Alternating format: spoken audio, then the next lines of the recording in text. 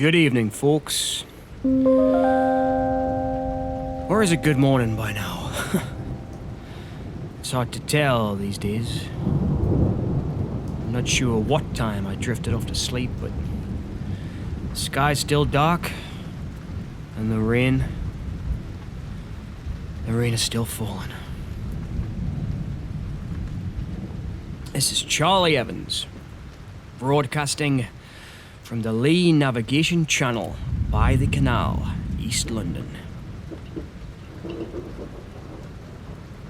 The generator, well, she's holding good tonight. And there's not too many of those things around, but they're out there, because I can hear them, moaning, screaming, shuffling around constantly in the darkness. The broadcast signal has been unusually weak the last few days. The interference band that's been trying to block my broadcast signal over the last few weeks has changed somehow. I just can't seem to get back on top of the damn thing. Military or governmental, just give me time. I'll figure it out. And that's the thing. I guess we all got plenty of time these days. Time to sit around, think, figure things out. But in a funny way, the change and the interference, once again, reassures me that there's someone else alive out there, even if they don't have our best interests at heart. I guess there's some comfort in that. But I'll raise a glass to the fact that I'm still here too, so join me tonight, and I'll be your friend at the end of the world. It's been quiet for the last few hours. After all of the helicopters and the chaos, after the blast that almost tore my defenses apart, and after the screaming and the smoke and the gate, my meager defenses rattling like it wanted to tear itself right off its hinges. There's been an eerie calm that's been gripping East London. Let's talk about that. Let's get that out into the open tonight. I guess that's the strange thing about chaos. About things not going our way when we want them to. When you're stuck in the midst of it. When you're stuck in the midst of the day-to-day grind. You think it's the horror, the boredom, the tiredness. That's the worst part of it all. You think the worst thing is the noise of the explosions. You think the worst thing is the dead, pressing up against the metal fences that surround me, just like that acid rain surrounding me, lashing down on the windows, or whatever it is that those black helicopters keep dumping into the air, into our water supply. The sound of the dead is constant drumming, turning and twisting slowly in my mind, constantly, and piercing my solitude. But you know what the funny thing is? I'll tell you, because I guess we've got time. That's not the worst part. That's not the worst part at all. The worst part is what comes after. The worst part is the silence. It's the silence that always terrifies me the most. Because in the midst of all that horror, of that daily grind, whatever it was before the world turned upside down, whether it was your day job or your schoolwork or the relationship that you're stuck in, or you know what I'm talking about, the grind of daily existence. At least if you're stuck in it, at least you feel like you're alive. But here, in the silence, I feel like I'm just walking time, dead man walking. Speaking of the dead walking, these zombies, well, I've had plenty of time to check out their patterns lately, sitting around here in this almost safe zone of mine. And something keeps standing out, is that there's just no regularity to them. Sometimes they stand, staring up at the blue light that shines on the top of my radio station here for hours. They'll just stand and stare, judging me. I'm pretty sure they know that I'm here. And they're just waiting for me to make another fatal mistake. A mistake which they know somehow will be my last. And then sometimes there's a moment where a light shines through the clouds and they seem to lose interest and they wander around aimlessly, lost like souls. They wander around like lost souls, swaying in the howling winds, and just stand there in the rain and they moan and they scream in what seems like a wild abandon or a howl of, I don't know what it is, I don't know how to describe it. It's, I guess pain would be a good way to describe it. They seem to howl in pain. And then, sometimes they just seem to settle down. Like a storm that passed over us and moved on to drown some other town, drown some other person somewhere else in some other place. I just can't figure them out. I watched for days as one of those things got caught on some barbed wire by the perimeter fence that had been blown off in the last big helicopter striking. At first, it twisted, it pulled, it moaned and howled, and then once it figured that it couldn't get away, it just stood there. And then it cried a solitary moan into the darkness, and to my surprise, it attracted more of those things. But they didn't try to help it. They just stood there, looking at it, with their twisted, mutilated faces and decaying bodies, and then eventually, they just shuffled away into the night and left it, standing there. I almost felt sorry for the thing. Believe that? Can you believe that? I almost felt sorry for the damn thing. Well, I mean, you have to think. Were they trying to communicate with each other? Can they communicate with each other? I guess that's the question. I mean, I know when I was alive, I'm still alive. I'm still alive. I have to keep telling myself that. I know that back when the world was the right way up, I found it hard to communicate with people sometimes. And sometimes we all have to shout, let it all out. You know what I'm saying?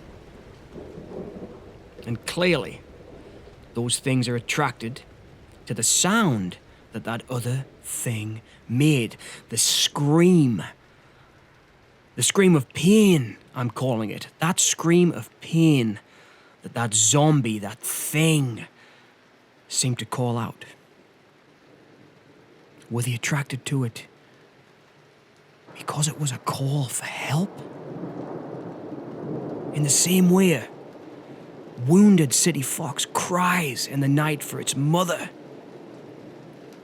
when it's alone in the deep darkness of the purple, fearing night sky. I'll tell you one thing, for damn sure that thing isn't crying anymore. Soon after those things let it alone, I took the sledgehammer down there, and I stopped it. I stopped its pain.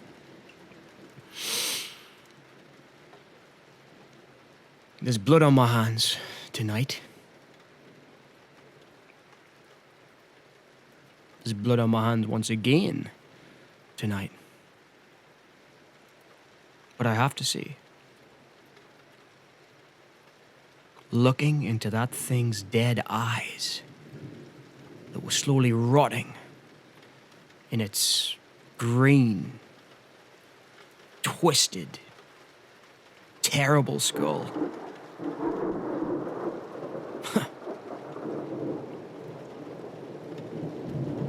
I felt a little remorse for. I felt remorse for it. I felt something for that thing. Not a regret. It's not a regret. I had to take it out because it seemed like it was attracting more of those zombies, but I think I felt pity for it.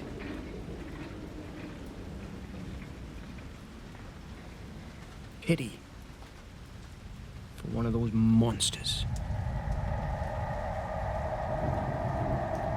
And that sting, I guess. Does that make me human?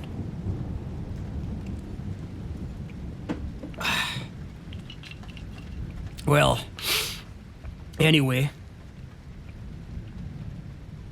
tonight, the canal, it's flat. As I look out of my broken glass booth here, there's no ripples on the water. There's not even any wind tonight, just the damn rain. Just a reflection of a city that no longer feels like a place. It no longer feels like a home. I feel so lost tonight. More lost than I've ever felt. I did feel lost in the world when things were normal. My old man always used to say, just have yourself a drink. Have yourself a drink, Charlie. Everything will be all right.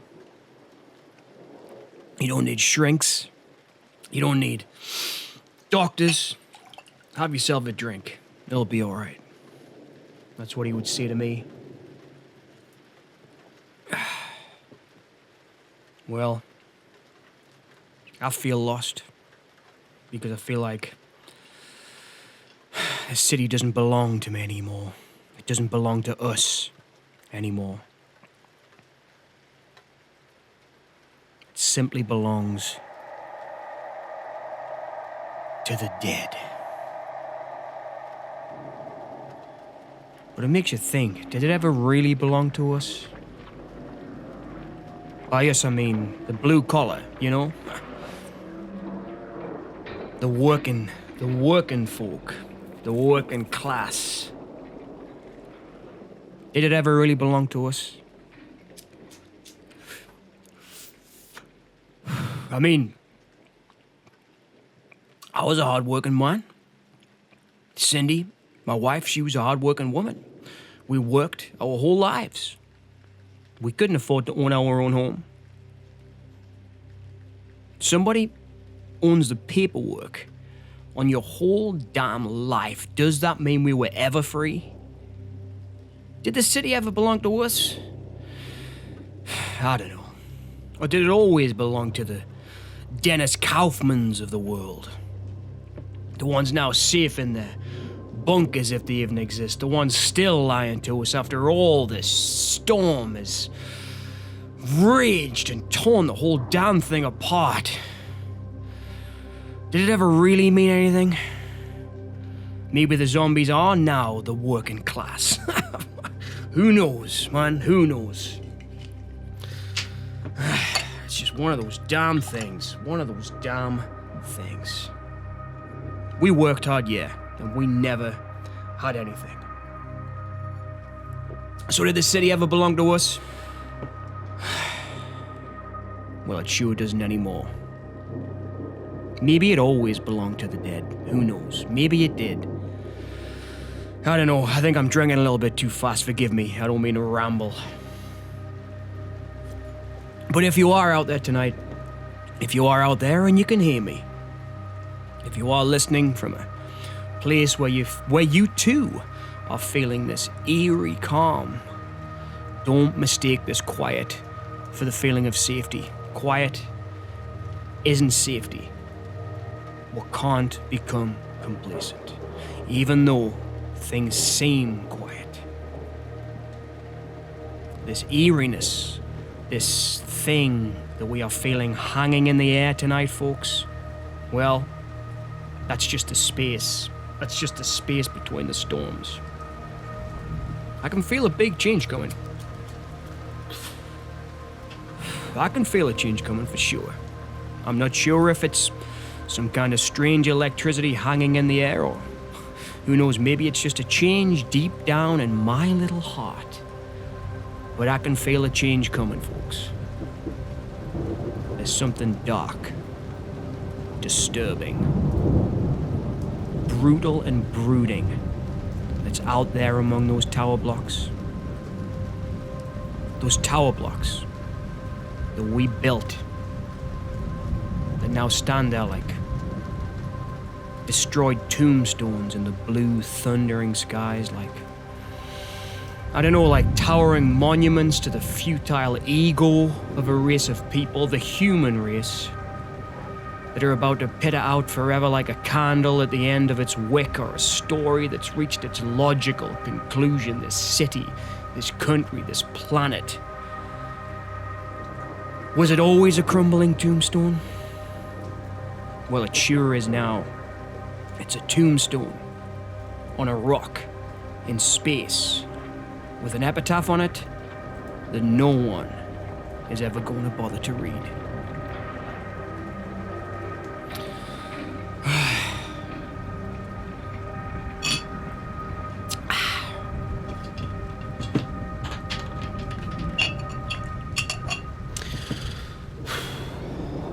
Well, I'll tell you what, I'll get off this kick. I'm gonna get off this kick.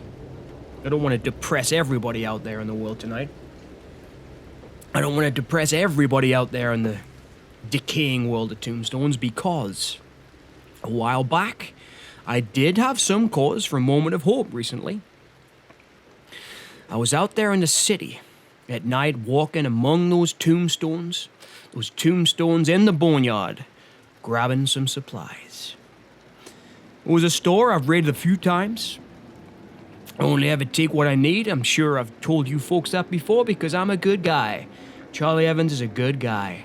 And that's my small way of trying to do all of you out there a favor. I only take what I need in the hope that someone else comes along. Maybe someone behind me. Maybe someone will find it easier to open a door in there to get themselves something to eat. But anyway, I went back to one of those stores. The store that I'd killed one of those things in with my bare hands. I went back there. And just as I was leaving, out there in the alleyway, at the back of the stores, among the skips and the detritus of what once was, I found a few pages that I think are from a journal of another survivor. Just a few entries, folks, but they give me hope. And maybe I can get off this kick. I'm sorry I'm a little drunk and I'm really depressed. I don't know what to say, but this message gave me hope. These pages give me hope, so maybe I can give some hope to you out there in the boneyard too. Those pages, this is what they read. Another survivor's words. Here we go. 72 hours. That's all it took for the world to trade polite, neighborly nods for the sound of the shuffling dead outside. All the while, I'm stuck here, hunkered down in a small, barricaded apartment in East London, as exiled onto the 4th floor balcony. The blue light in the distance is the only thing keeping me company other than the soft voice of the radio host coming over my radio.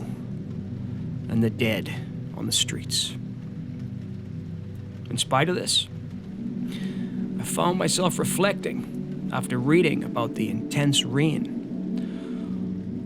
What if the infected were to be gradually melted by that acidic rain? When you consider it, it appears so far to have been ineffective, given how much of it they'd have to use to fully melt the sheer amount in the London area. My thoughts were interrupted by the sudden explosion of fire in the distance from the canal. At first I thought it was nothing major, but the fires went on and on. Grabbing my own radio, tuning in to that station's frequency, I began to speak.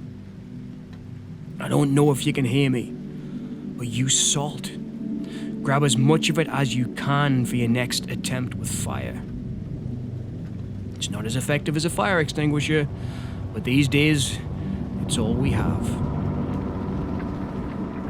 Unfortunately, I didn't have time to wait for a reply, as I had to take advantage of the fires drawing the dead away to run and get supplies. I just pray my little bit of advice reaches him. And the name, folks, scribbled at the bottom of that journal entry from the survivor story we just heard, was written below those words from Boombastic at Hotline Miami 4614. If you are still listening out there, Boombastic, thanks for the message of help. I did receive your transmission loud and clear. Thanks for reaching out and letting me know I'm not alone, and there are good people out there surviving in the darkness. And if I can do one thing in this upside-down world, I'm glad that the blue light atop of the station and a voice on the airwaves is giving you comfort. And I'm being a friend at the end of the world. Setting those fires was a mistake, but I hope it helped. I hope you got out there and got the supplies you needed. If you can grab that frequency again, get in touch. Right now, I need it more than ever. So this drink's for you, Boombastic. Thanks for the kind words. To anyone else out there listening, get your stories to me if you can.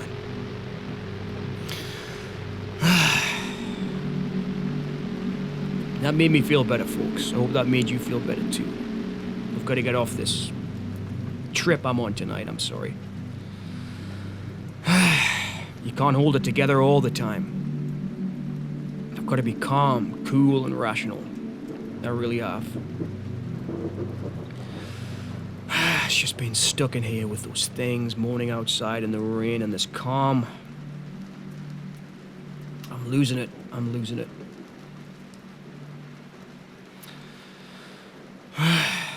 There is one thing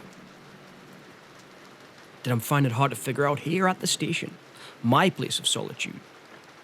My place of sanctuary.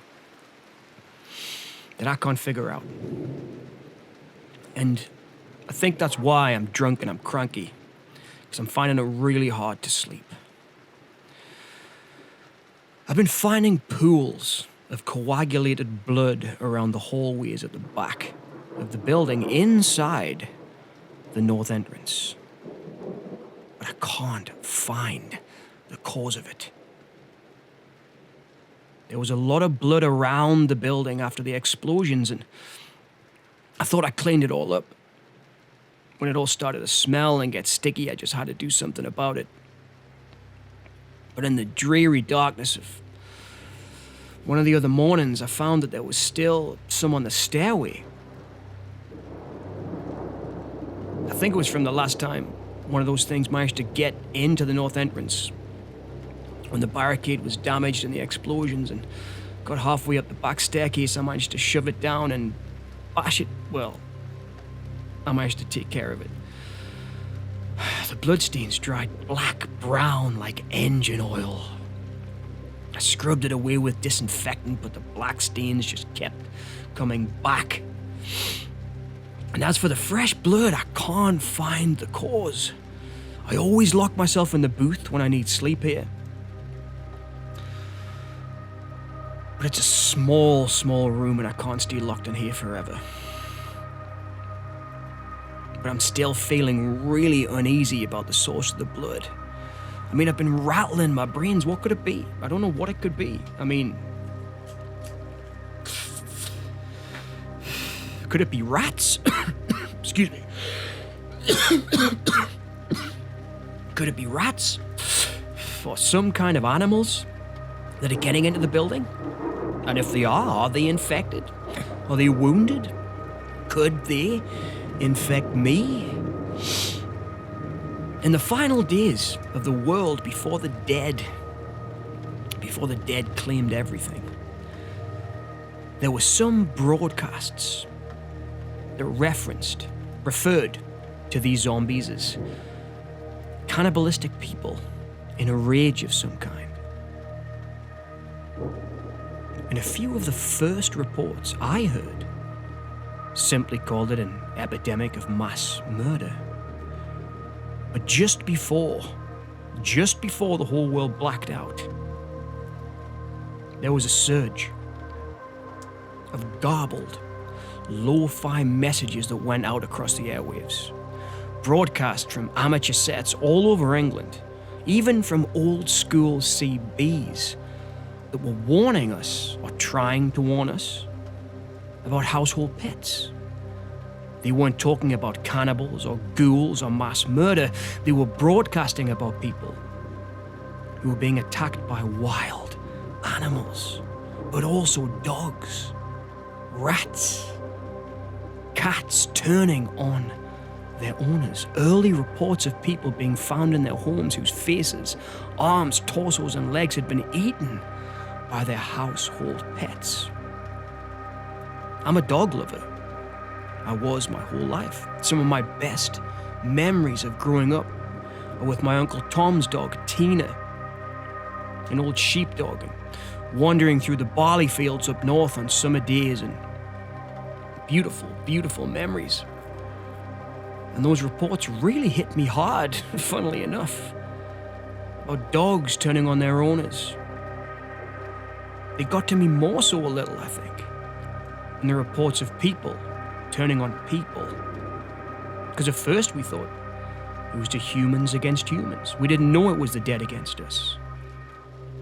And those reports about humans' best friends turning on them, dogs eating their owners, just makes my blood run cold. Makes you think about love. Is there even a need for love in this world anymore? Is there a place for it in this zombie-ridden apocalypse, or is love just another relic of what once was? I don't know. Love used to be the answer to everything. Do we even need it anymore? Does it even exist? I don't know, excuse me. I'm rambling again. And my bottle of Jack is empty. Just excuse me while I grab myself another. Starting to get a bit of a big supply of bottles these days. Cracking open a new bottle.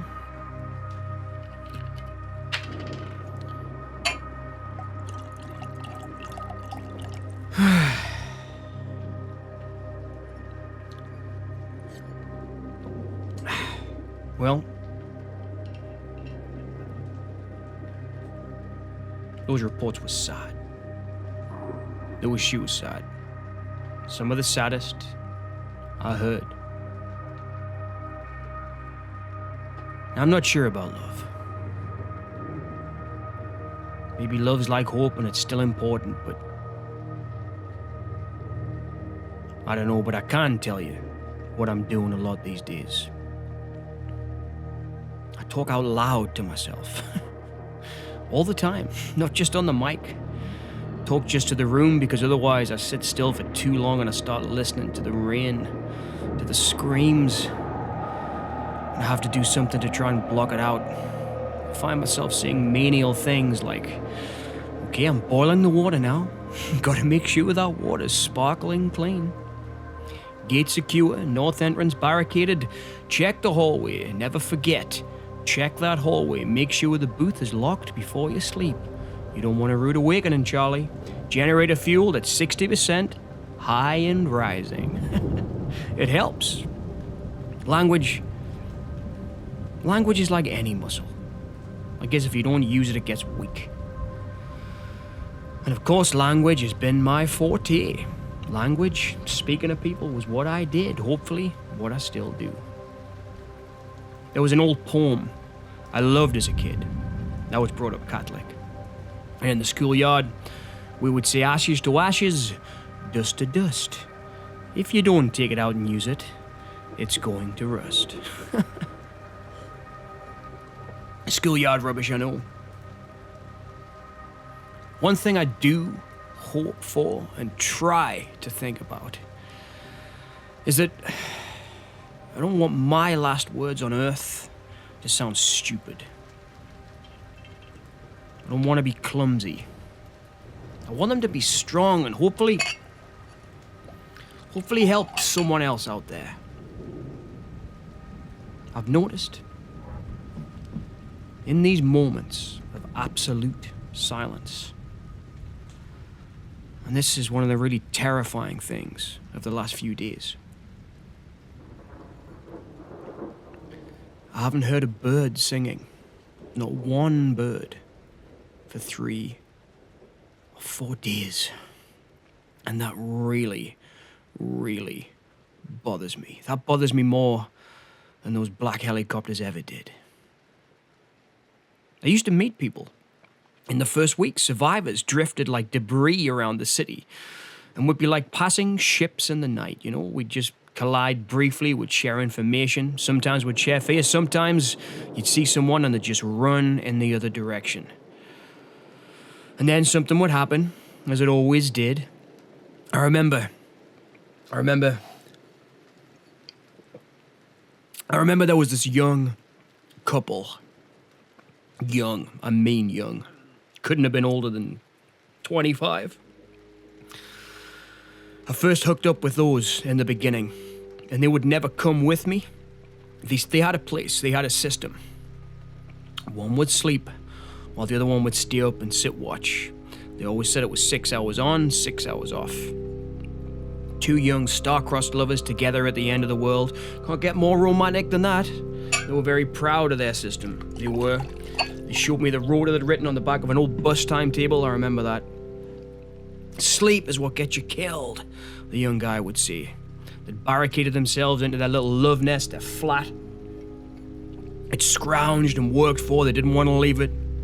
It was above an old closed bakery store, I remember. You could still smell the flour and the old mold. I went back to check on them one day. The door was wide open. Inside there were chairs that were still wedged against most of the doors. That rota on the old bus timetable was still pinned above the wall. And well, both of them were there on their sofa. Their sofa in their little love nest. And I guess they'd both fallen asleep at the same time. That's all I'll say about that. Sleep will kill you just as efficiently as a bite or teeth. Sleep and exhaustion will get you. There was this old shop owner I remember. An old shop owner on Ho Street. Older man, much older guy. Used to buy my cigarettes in there. I remember I went in there after everything turned to crap. And he looked pristine. Pressed shirt, he was even still wearing a tie. He was opening the shop in the morning, 9 o'clock. Still opening the store. The windows were smashed off, the shelves were gone from looters. Didn't matter. He would sweep up the broken glass, tidy the place up, try and rearrange the tins so it looked like the store was more appealing. He was even putting price labels back on things, man. Pricing things up. Like things ever. Like the price ever meant anything. There was no one left to even buy that stuff anymore. I said to him, man, I said, why are you even bothering, guy? He said, because if I stop, what else will I do? There's nothing else left to do.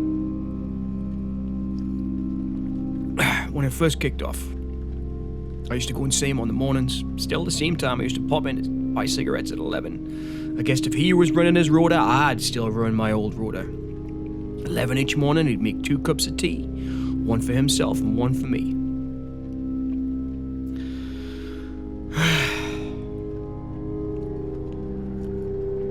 Last time I saw him, I was heading across the road to see how he was. I couldn't get across the road. He was standing in the doorway of his store, looking out as if he was waiting for his customers. Those things out there, those dead, shambling things, were just rolling past him on the road. I shouted to him, I said, get inside! What are you doing? He didn't even react. I don't know if that was bravery, stupidity, or... No, it wasn't. I know what it was. That wasn't bravery or stupidity. That man had just surrendered. He'd surrendered whatever. He'd surrendered to his fate. He'd surrendered and he'd said, this is it. This is the end. I tried to get through those things to get across to him. I took 1 out, 2, 3. Those mindless, flesh-hungry dead. They got to him first. I couldn't get across the road. I couldn't. I tried. I couldn't help him. Then there was another woman who lived right by the station here, on a canal boat. Late 30s, she was so pretty. She was so pretty. She wouldn't speak after it all kicked off, not a word. When I'd say I should communicate to me by writing words in a small little spiral notebook, you know the kind? The ring binders, she had one of those full with words. Every time I saw her, I asked her why, and she wrote down. I said, why won't you speak? She just wrote down, sound gets their attention. Let's stay quiet. Fair enough. Fair enough. I remember sitting on opposite sides of the towpath one evening, passing that notebook back and forth, back and forth. She told me she'd been a speech therapist. A speech therapist, of all things. Spent her life trying to help children to find their own voices. And now she refused to even speak.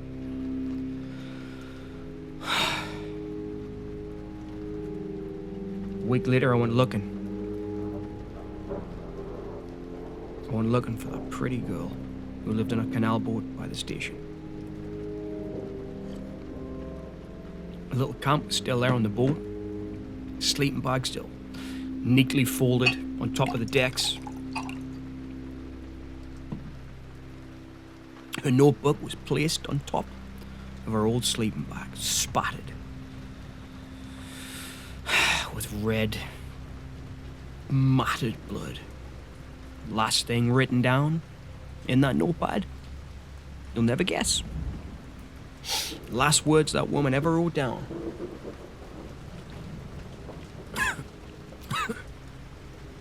You're being too loud. I don't even know what that meant. Maybe she finally made a sound. Maybe someone else made a sound. Either way, she was right. She knew about the sound of the dead. Or indeed, I think she knew how the dead were affected by sound, drawn to it. At least she knew that. Before we all did. Or at least, before I did. Wish I could see her again. Wish I could smell her again. I often dream about what her voice might have sounded like. I never heard her speak. Sometimes I hear her just softly and gently singing me to sleep. Laughter too. Laughter too echoes in my dreams. I haven't heard her laugh A real human laugh. For a long time. And God, I miss that. I miss Cindy's laugh. Cindy, my wife, her laugh. It was high, sometimes too high. You know, one of those annoying high laughs. She had a laugh that could cut through any room. It was beautiful. It's beautiful. The greatest laugh I ever heard. You know, survival, it's not drama. It's not dramatic most of the time.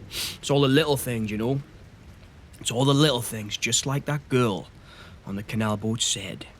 Those tiny little decisions you can make. Do not be too loud. Latch on to those things, people, because they can save you in your moments of terror, in your moments clutching for that thing that we hold the most dear, life. Those little things, those little sounds, those little moments, they can get you. Even falling asleep like that young couple. You'd think the end of the world would change morality. Make it simple, you know? Us versus them. Good versus evil. The alive versus the dead. Well, it didn't, and it doesn't. It makes us quiet, that's what it does. It makes you start speaking to yourself when there's no one else there. It makes you start to think strange questions. If no one's there to speak to you, if you can't hear laughter, if you can't feel love, does anything even matter anymore?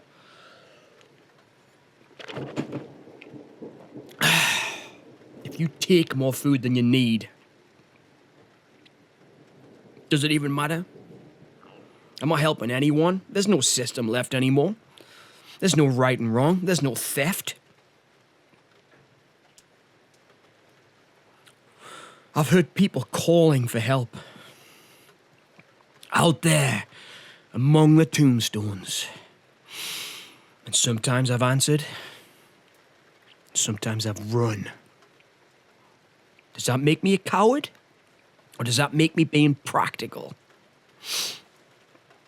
I find myself praying more and more these days. And those prayers are beginning to feel like one of those things howling in pain in the darkness, because, to tell you the truth, the way things are going, I'm not sure that anyone's listening. What scares me isn't dying, it's becoming numb. The fact that that thing screamed in pain, maybe it fails. Maybe when I become one of them, maybe I'll fail something. Last night I watched 3 of them stumble into the canal, one after the other. They didn't understand the depth. They didn't understand the water. They just walked until they disappeared beneath the surface. Like they didn't feel anything. I didn't feel anything. I stood there and watched. It frightened me. Because I am afraid that I am becoming as the dead. Becoming an unfeeling thing. Simply existing. Just enduring this thing we call life. Now, survival is a word that sounds like you're active. It's a word that almost sounds heroic. If you're listening, wherever you are out there, I hope you've built yourself a system. It doesn't have to make sense. Just give yourself something to latch onto. Light up a candle in the same way every night. I used to go. My Uncle Tom, who had the dog Tina, on the anniversary of his death every year, go light a candle in the church, say his name out loud. Because when you do that, when you say someone's name who's no longer with us, they're alive. When you speak someone's name, they're alive. Boombastic. Charlie Evans.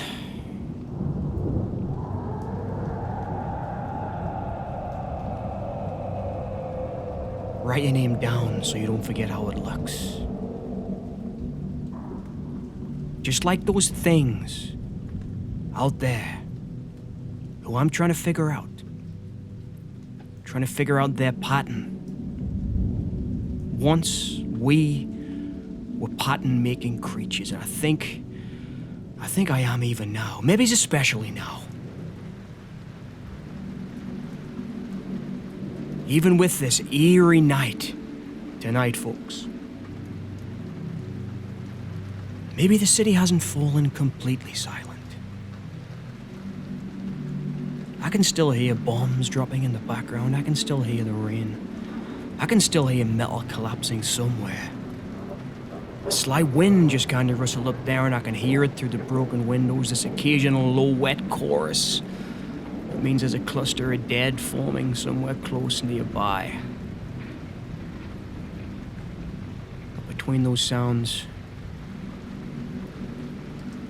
we're alive. We have to keep telling ourselves that we're alive. And between those sounds, there's a space. It's a space where we remember those who once were here. A space where we remember what once was and who we once were. I was a husband. I was a talk show host. I was late for work, more than I admitted. I enjoyed a drink. You know, I liked burnt pizzas. They're the little things that made me who I was. I'm not sure if those things matter anymore. Maybe they do more than ever. Because they give you some kind of anchor to who you are. And I love all of you out there. Anyone listening, I love everything. I love your quirks. Because they're what make you you. They're what make us us. And the moment that we decide that our next meal is going to be our last, that barricade doesn't need shearing up, that next escape route does not need to be planned, and the dead, we've already given the dead too much. We don't need to give them that. We need to stay alive. Tonight, I've realized something, folks. I've realized that love is alive. I can see my breath now in the studio because that wind has picked up and there is a slight chill in the air, and I can feel that chill. The canal may be still, but I'm still here. If this weak signal reaches you, we are enduring. We are survivors, and that is enough. That is everything. And tonight, in these drunken words, I've checked out tonight on the airwaves. I want to thank every one of you because you've made me realize something. I'm Charlie Evans. I'm still here, and I still love. And I'll keep transmitting through the darkness of the night. This transmission will echo from the tombstones that stand like grey monuments to what we once were out there in the wastelands, because this is everything, and this is who we are. We are the survivors. And I've been Charlie Evans. Good night, folks. And thanks for being my friends at the end of the world, here in the Boneyard.